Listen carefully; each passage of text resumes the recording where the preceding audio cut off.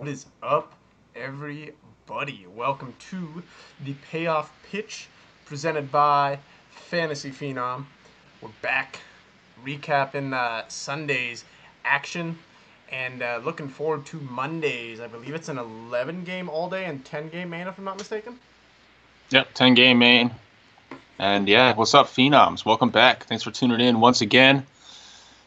Hope your Sunday went well. I know mine did. I know Kyle's did. I think a lot of Phenoms had a good Sunday. Let's keep the ball rolling, man. I don't ever cash on Sundays, so this is great. Can't be stopped, Mike. Nah.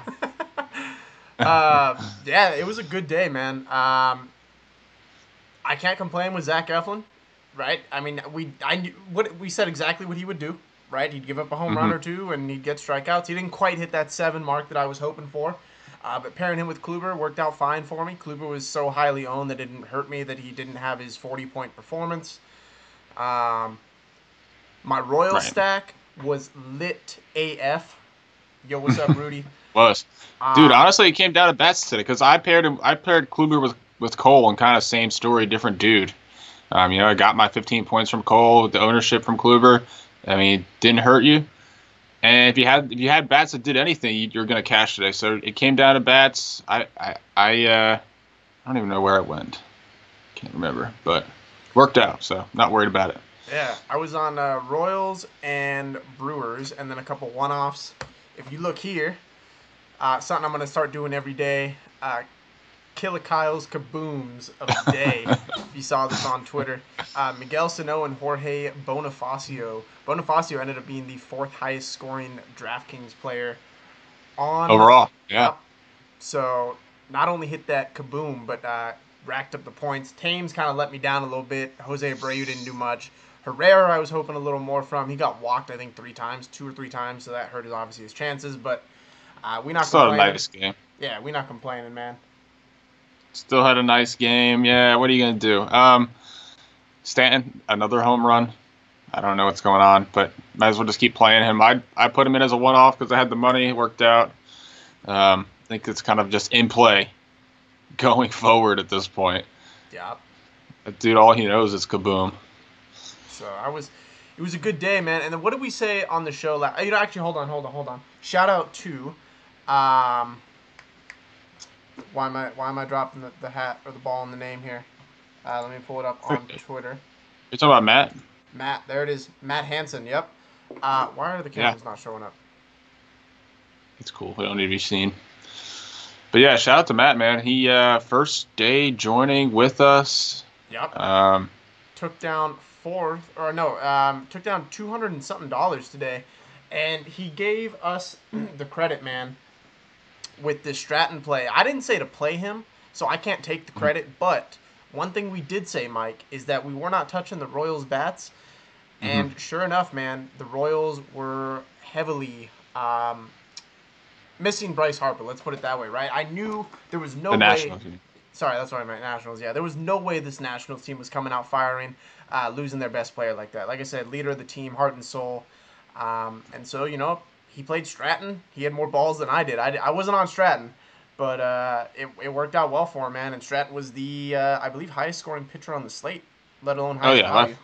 By far. Probably one of the best value plays in recent memory. And, yeah, I mean, you put 2 and 2 together. We talked about, not only the Nationals missing Bryce, but I also talked about the fact that this was a day game of the night game with Scherzer on the late. So most of the starters were going to be out of that first game. Yep. And that's what we saw in both lineups. That's why I ended up playing A.J. Cole after I looked at the Giants lineup. But it's the same thing. If you looked at the Nationals lineup, I mean, they had Rendon batting third.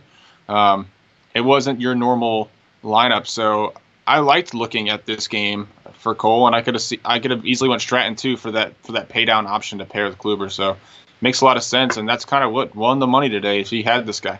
Yeah. So shout out to Chris Stratton, 10K performance, and then the batters, man. My Royal stack was lit. Whit Merrifield. What do we say, Mike? You stack the Royals righties versus a lefty, and the lefties versus a righty. It's literally that simple with the Royals, man. Whit Merrifield is a dude that started this year on season-long fantasy waivers. And now I would say he's a legit keeper option. Yeah, in AAA probably. I mean, it's just a matter of time before Cool Whit made it to the king of the diamond, man. It was just a matter of time. So yeah, this guy, he ended up having 6 at bats today because of this stack. He was a double away from the cycle. Probably, obviously the best player on the main slate. Got someone that's probably been in and out of all arcade lineups for a while. Yep. So. You called Curtis last night, man. So good job on that. Yeah, I had him last night in the write-up. I liked that game stack potential, that game. I mean, he's always in play. You know, he's got smooth power for cheap. Yes, sir. And then of course my man Jorge Bonifacio, way too cheap versus a lefty. You're gonna be able to continue to ride that. I think the rest of the year because he's gonna be a platoon guy coming in versus lefties. Yep. So. And we talk about that all the time, man. Platoon is important for DFS because it keeps the price low. Yes, sir. Well, all right. We got DraftKings is doing a 4-game early, the 6 o'clock game here, and then the 3 7 o'clock games. FanDuel, I believe this is only on the all-day slate, if I'm not mistaken. Yeah, I think so. So, mention it real quick. Cleveland and Boston. Trevor Bauer, not going to play him against this Boston team. And then Doug Fister pitching okay of late, but I don't know, man. Cleveland versus righties is, I know right here the last 30 days they haven't been fantastic. Fister just doesn't have enough K upside for me. Yeah, and then just trying to think off the top of my head, I really didn't dig into this game, but there's really not anybody on either lineup that's like smoking hot right now that like would make me want to play the all-day slate just to play that one guy, you know? And that's kind of what I do if I'm going to play an all-day slate, just because I really want to have that guy in my lineup, and there's nothing that's really standing out to me. I agree. We got, I don't know what the hell this series is called. Subway Series, I think it is. Part of the rivalry week, or like 10 days of... I guess the Giants and it's going to be a rough week for the Yanks. Yeah, I guess the Marlins and Giants are rivals. I think it's just for the Yankees, to be honest with you. I think it's just a Yankees ploy, since they got the Red Sox this next weekend too, after this homestand against the Mets. So they get to see again. I can see a game stack in this one, man. Luis Sessa gets the spot start because Tanaka got hurt. Yeah, it's probably what it's looking like. I don't think it's been announced yet, but Brian Mitchell pitched almost 30 pitches out of the bullpen on Saturday, and he's the guy that they probably would want to start this one, and probably will be in the rotation going forward. But I don't know that they do that, since he just kind of wrecked that. So yeah, Sessa's probably the next man up. So yeah, I can see a game. Him or Smith. I mean, quite honestly, I'll probably end up fading this entire game. I don't think the Yankees are hot enough for me to play, and the Mets are still the Mets. So probably end up fading this game entirely, but you could go either way here. I think it has game stack, but it's a riskier game stack. But there's no way I'm pitching either pitcher. Let's put it that way. Yeah, just kind of one-offs. I mean, Conforto stays hot. Dominic Smith's some cheap power still in this ballpark. You know, you put a lefty power bat in this ballpark. And he's really yet to shine since he got it called up, so his price is still low. So I kind of do like that value. Tampa and Toronto. I don't know that Toronto's a stack tomorrow. I don't think I pitch Odorizzi. His numbers are not good of late. His fly ball rate is way too high. His hard contact. I mean, that combination is not a good one, especially in this park. Toronto's been playing better of late. Josh Donaldson, I think, is an elite one-off at this point in time. Yeah. If it wasn't for Giancarlo Stanton, Josh Donaldson would probably be up there in terms of guys. Second half. Yeah. But and then there's no way I can play Tampa Bay, man. Well, actually, you know what? I lied. I think Tampa Bay does have to be in play versus Tepesh. Tepesh, whatever. Tepesh. But Tep. We'll just call him Nick Tep. Nick Tep. There you go. Yeah, he struggled against the Yankees, man. It's been tough to do. Give up 3 bombs to the Yanks in that game. So, I mean, I agree. I think Tampa's in play. Souza had a nice game today. Maybe you look there. But, I mean, it sucked, too, because we we kind of called fading this game today, and there were some nice plays off Toronto. Smoke, Donaldson, Goins had a good game. And if you stacked Toronto, you probably did okay if you had the usual suspects. So I can see it. I feel it, man. Am I crazy to like a Tampa stack more than Toronto just because of the pitcher? Maybe, no, I don't think you're crazy. They're fucking cold, but yeah, Tampa just doesn't excite me here. It's gonna be an exciting game. Giancarlo Stanton, what a surprise! He hit a home run today. What's that? 9 in 10 games. That's what I was saying, man. He's an elite one over this point. I had to play him. And he gets the lefty. So Ty Block's been okay recently, man. I think he's got 5 straight quality starts coming in this game, but most of them have been at home. And I'm not gonna pitch. There's no way against Miami. Yeah, I'm with no way I'm pitching against Miami either. I love Stanton here again. I don't know. I just know that the one time because I haven't played him. I literally have played him one time in this 10-game stretch, and I know the day I play him, he's gonna not hit a home run, and he's gonna be like $6K worth of salary gone. But I was worried about that today. I was, but I had the money for a pay-up option, and I was like, "Who am I kidding, man? If I have the money for a pay-up option, why would I not be playing him? You know?" I agree. I don't force him into my lineups because if all he's gonna do is hit a home run every day, I mean, at this point, when he's near $6K in salary, is he worth just a home run? But if you have that extra money, I agree. I just don't force him in. Truce. And and I really like Adam Conley as a tournament throw. Same. Roller coaster, man. He is. And, I mean, when you talk about the discrepancy between floor and ceiling with this guy, he has pitched to negative 15 points and 15 points in his last 10 games. So it really depends on if he's on or not. I mean, this is a guy that almost had a no-hitter last year. And he's got elite stuff. It's just he just hasn't been consistent, man. And that's the kind of tournament plays I like because they're really cheap. When they're on, they generally are on. You know, like they have a nice game. And San Francisco against the lefty isn't really San Francisco quality opponent. San Francisco versus anyone isn't really quality.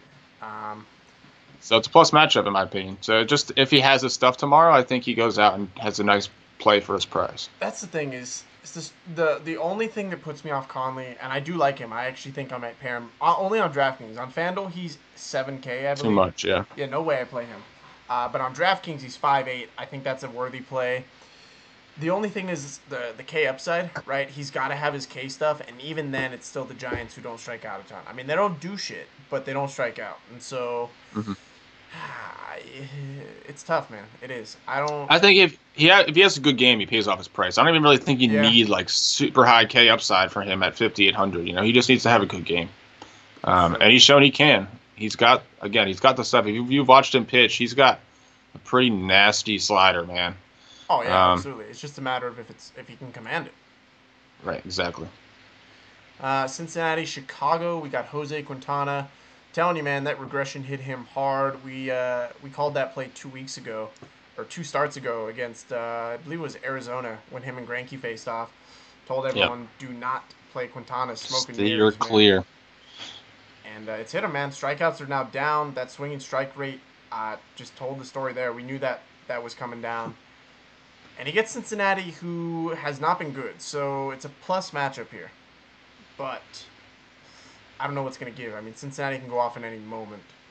So buyer beware. There's no, you know, maybe he's a good play, but he's not worth the price.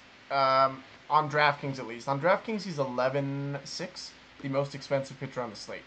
Jose Quintana is not worth the highest price on the slate. On FanDuel, he's only 8.4. A little more respectable. Not even 8.4 is nice, yeah. Yeah, that's doable. But I think he's a FanDuel only play. Let's put it that way. I couldn't agree more with that, man. I generally like the Reds a little bit more versus righties than lefties. Quintana, he can go out and do his thing, but the Reds have been putting together a nice lineup. Their pitching is freaking awful. But they got a nice lineup, and they're going to be playing spoiler down the stretch here. So, yeah, it's kind of a scary spot for me, even though it is Cincinnati, to pay up to 11 something. I really don't like the matchups for the high-priced pitchers on DraftKings. So, I really only go up there if I really feel confident about the pitcher's floor, and they have some upside. And I just don't know if I really feel that tomorrow, just from a gut feeling against Cincinnati for Quintana for what he's been doing. Yeah, I think my plays are going to be mid-range and lower tier tomorrow. Yeah, agreed. Especially because I think there's some nice stacks here. Asher Wojciechowski, he pitched well his last start. I don't think he's in play tomorrow, though. And I do think, depending on what the weather looks like here in Chicago, if there's wind blowing out, then might have some Cubs. Because even though he's pitched well, that fly ball rate is not something I like to see.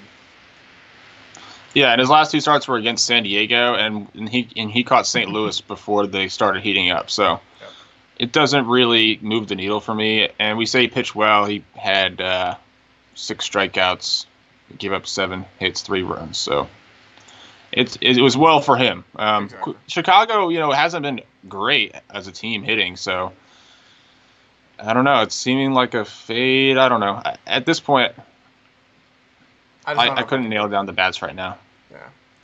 I will say I like a Detroit stack tomorrow, man. Them versus lefties, regardless of home or away right now, is a fucking thing. Matuk stays hot. Nick Castellanos, Justin Upton. Who else am I missing? Miguel Cabrera, James McCann. Basically, their whole lineup just kills lefties, and Martin Perez struggles versus righties. Not my favorite pitcher to stack against because his fly ball rate is usually low, but Detroit is on another level right now against lefties. And so it's going to be a spot for me. Their highest home run per fly ball rate in the last 30 days is actually on the road versus lefties. Hitting a home run 1 in every 5 fly balls they hit. They hold up. Go ahead. I was going to say, a couple of that was what Perez has been doing of late. He's given up, 6 home runs in his last 4 starts. He's given up a home run in each of his last 7 starts. So, recipe for success when it talks to some Detroit bats. I agree. Like me some Detroit bats. And then don't find myself getting to Michael Fulmer tomorrow. First game off the DL. That's typically a fade for me. I say typically because it's not going to be today. But Michael Fulmer, I'm not going to pitch him. Texas is too good at home, especially at home versus righties. They are mashing over the last 30 days. A 267 ISO. I believe that's best on the slate in terms of the splits that they carry right now. So, no way I play Fulmer tomorrow. Yeah, I think Andrews and Belcher make for a solid 2-man stack again today. I think Fulmer, man, it's weird. I was listening to something after his last start, and the Osmus was talking, and apparently after every time he pitches, his whole arm goes numb. And they were talking about it nonchalantly. It's been something he's been dealing with for a while now after his start. Then, it hasn't been much of an issue. And then this time, apparently, it was an issue to the point where they felt like he wanted him to get it looked at by a specialist for some potential nerve damage. And all of that to me was like, whoa, what do you mean your arm's going numb, It should be a little more... That doesn't seem right. So, he has a brief stint on the DL. It doesn't seem like it was that big of a concern. Again, he comes back here. I don't know that there'll be any sense of a pitch count, but Detroit's not really got anything to play for right now. Fulmer is really their young building block, so I don't see them pressing him if they need to. Price is right for him, but too risky for me. Agree. Don't find myself on any Fulmer. All right, narrative street right here, man. Chad Bettis. Yeah. Talked about this last night, making his first start back since kicking cancer's ass. Shout out to Chad. That is no easy feat. Salute to you, sir. Glad to see him healthy. And he gets an ice-cold Atlanta team. Now, of course, this is in course, so there's inherent risk involved. But I love the narrative here, and I think for his price, it's worthy risk. I can see it, man. He had a good year last year. It wasn't great. It wasn't awful either. He pitched to a low 4 ERA as a Colorado pitcher. His strikeout stuff's not that great. He's under 7 per 9, but He's shown some good starts. I was looking at his quality start percentage. I think it was 19 of 29 games or something like that for quality starts last season. So, yeah, we'll see what happens in his first game back. He pitched 90 in his rehab start. Mm-hmm. So I would say that's probably the barometer you're looking at for him. Yeah, I don't. But at his price, I don't see a pitch count, man. Even the fact that he pitched 90, I think he gets up to 100 easily, which is typically what you're looking for. Yeah, especially if he's dealing, they're not going to take him out after what he's been through. That, and again, this is not really an injury of sorts, right? So it's not like he had testicular cancer. Now, that's not to say that's a light issue, but they wouldn't have brought him back unless he's full health. So it's not like he is recovering from an arm injury or something like that. So. I love the narrative here, man. Obviously, plenty pitches in the rehab start. Ice cold Atlanta team. Is there a ton of K upside? Probably not. But he could go out and have a career game. Again, it's just a narrative play. It's a feel good play too. You want to feel good about your lineups, man. Yeah. Do it. 6K. What do you got to lose? Yeah, no, I'm with you. That's the thing. It's the price, right? And then definitely some Colorado bats against Tehran. Colorado at home, we know what they do.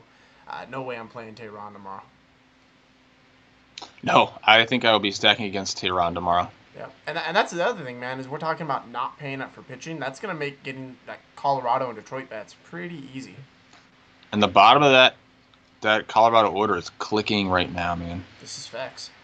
So I like when I see that because all you need is a couple of guys at the top of the order to do something special. If the bottom of the order is hitting well, that makes for a nice stack, especially against a guy like Tehran who gives up a ton of hard contact, ton of fly balls in this ballpark. I like it. We got Arizona and Houston. Zach Greinke, who's been elite at home this year, versus an Astros team that's not exactly hot right now. No. No. You're paying up for it again. Again, I just don't know that this is the slate that I want to pay up for pitching. Quintana and Greinke.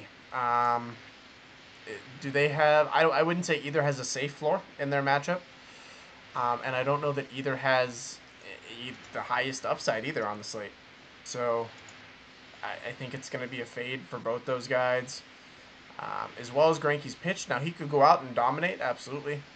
But just, again, risk-reward here. I see too much risk for the reward. I'd much rather pitch Greinke than I would Quintana. He's been good at home this year. Batting average against 190 to a 2.5 ERA. So much better at home than he is on the road, surprisingly.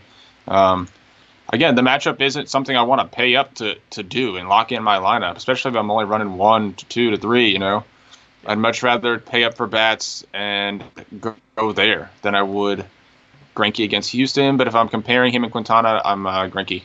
Oh, I agree completely. If we're comparing the two, but I'm just saying I think both have too much risk for the upside, and I don't think I go either way.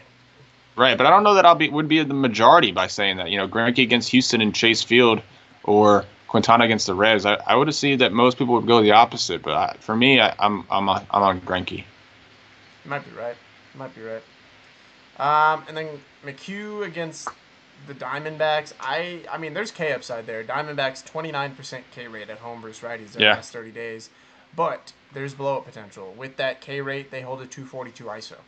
So home run or nothing. And a couple of cold bats there too. Pollock hasn't been hitting well. Lamb hasn't been hitting well. This is not the team that was once earlier this season. So yeah, definitely could be an interesting tournament play.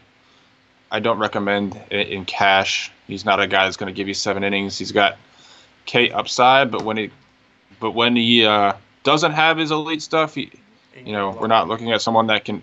We're not looking at someone that can go out and get you 7, 8, 9 Ks every start, man. He needs to have his stuff. We got Kansas City and Oakland. Your Oakland stream start of the day goes to Jake Junis. He's got a 28% K rate in 2 games in his last 30, so very small sample size, but we know that there's K upside there. And then Oakland, obviously, like we said, they've been striking out a ton. They just made Baltimore's pitching staff look elite, although I do have to give Baltimore's pitching staff credit. They've looked fantastic regardless of play. But anyways, Oakland is striking out a ton. Junis has some K upside.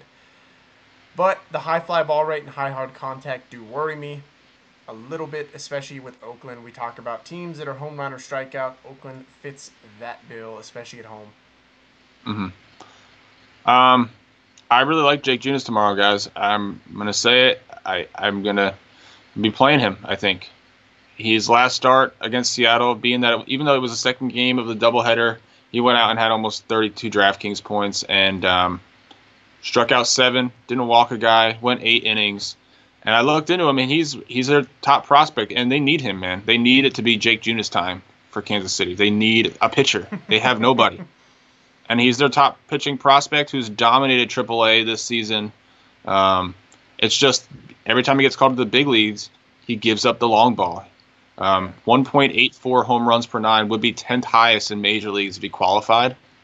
But I just think it's only been 6 starts. I think it could be an outlier because if you look at his minor league numbers, he hasn't been giving up the long ball.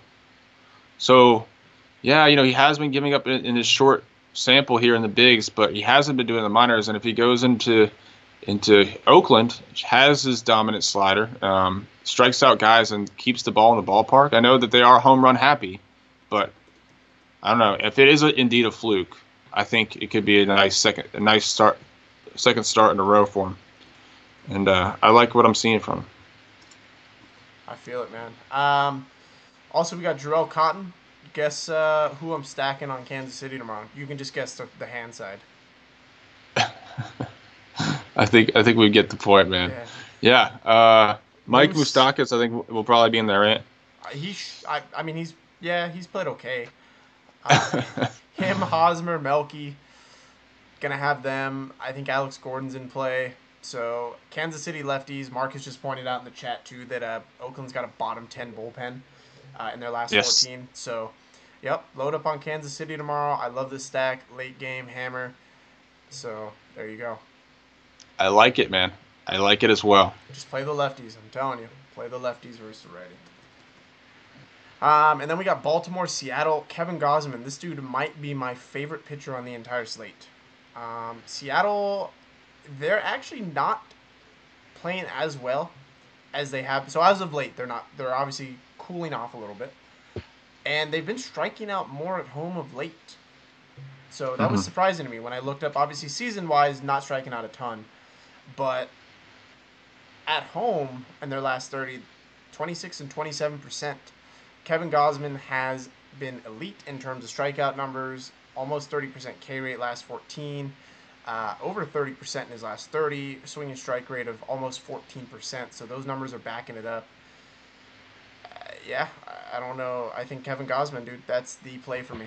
I think he has the highest upside on the entire slate, too. I definitely like it, man. I mean, I would not be fooled by this last start, guys. He went into L.A. He took 4 straight quality starts into L.A. If you look at the box score, it doesn't look good. But 1 home run. He had 467 BABIP in that game. And he also had 20 swinging strikes, but only, I think, 4 strikeouts, if I'm not mistaken. Yeah, so he should have more strikeouts, is exactly what you're saying. Yes, 6 strikeouts. But still, yeah, things didn't work out in his favor in that game. But what that tells me is he still had the stuff that he had post All-Star break that's kind of pushed him back up here. I remember this guy was a 4th overall pick.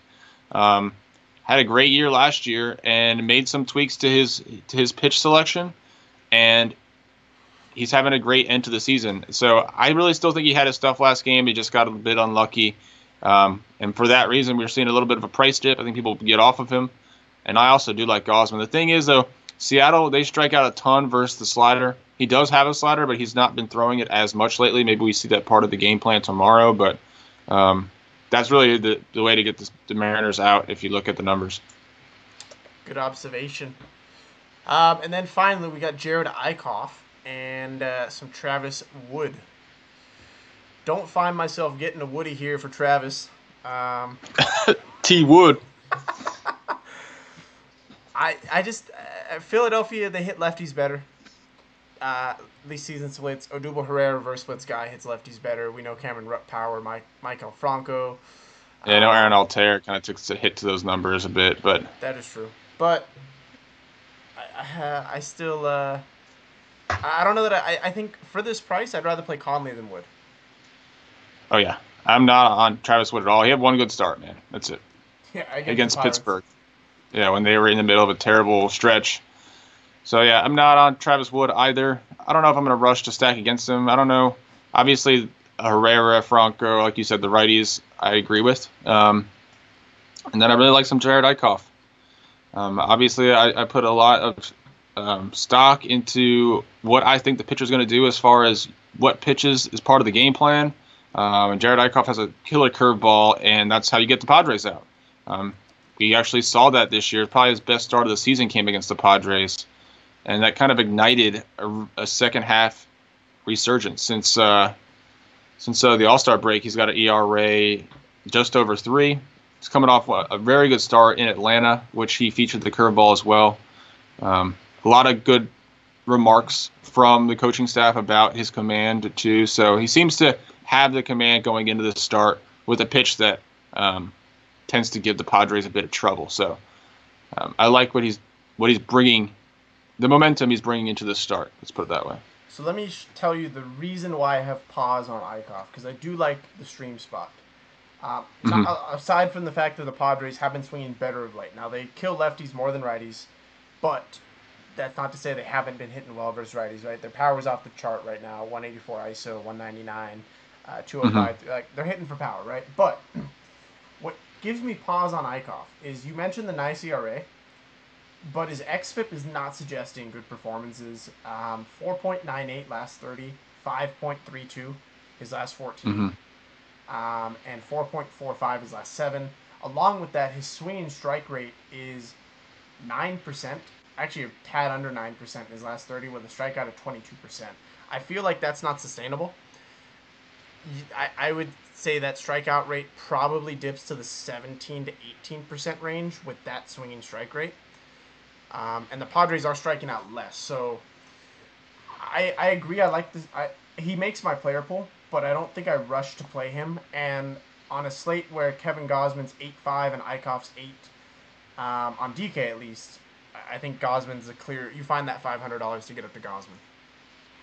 I like them both, man. I don't think it's clear. I really don't think it's clear. I think San Diego, again, I'm looking at what the pitcher does and what the Padres do badly. And it seems like it fits well, and we've already seen it fit well this season. So to me, it seems like things are going to be working in his favor. Again, I mentioned the momentum that I like to see as well. But yeah, the overall stats, I do agree. They do suggest some sort of regression. I'm just kind of trying to bet on it not being in this game. It's funny how the roles are reversed right here. You're usually the one arguing regression, and I'm like, it's DFS. Just, maybe it happens next start. And here I am. Yeah, I know. I know. But, with XFIP too, it's fielding and depending, so it's very it takes into consideration a lot home runs, strikeouts, and walks, right? Yeah. Everything that doesn't happen in the field. So you talk about there a lot of fly balls that should have went out, maybe. A lot, and this ballpark kind of plays to that. But I don't know. That doesn't factor into why I want Eickhoff. I'm just nitpicking at that. No, at for that sure. Point. I think it's just funny that we reversed those roles there. No, but I like both those plays. I do. I think if I'm paying, I was to one of those two guys for sure. Yeah. So, all right. Well, that is your Monday DFS slate. It's gonna be a wacky one. Wacky Always. Monday.